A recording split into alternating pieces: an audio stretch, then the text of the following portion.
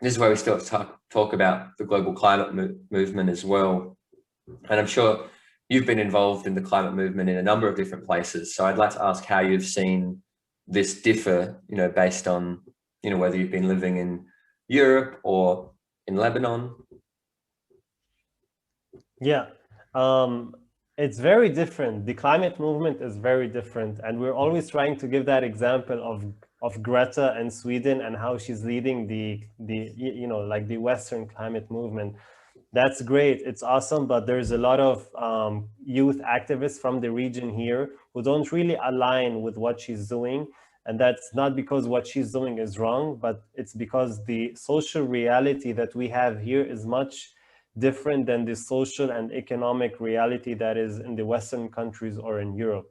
So what you have here is that we have corruption, lack of public services, lack of national security, lack of enforcement of environmental laws, unemployment, poverty rates. You have all of these problems, and so people will never shift to focusing on the climate before these these issues are resolved. And so the climate movement here is indirectly a social movement. We need to focus on improving our governments, our public services, having a better economy, giving human rights to everybody, economic rights to everybody, employment opportunities.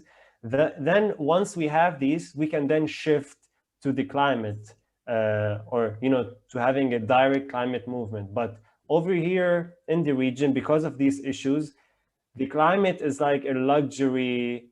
It's like a luxury issue that people don't really see that it's affecting them directly, because all they care about, of course, is surviving, having an economic opportunity, having a stable, having a stable atmosphere in the country, having safety, public services. This is what they care about directly. And if they don't have these, they'll never shift to focusing on the climate movement.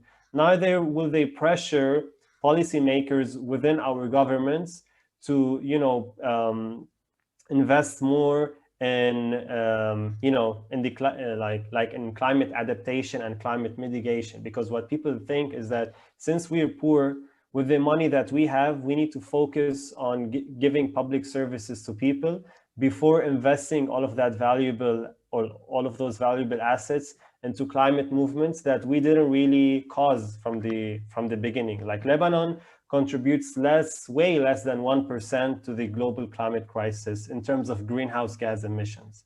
And so the Lebanese people, with all the economic crisis they have, wouldn't see fit that we invest the money, the very small amount of money that we have, into green investments before investing into employment opportunities and public services. So that's the main issue. European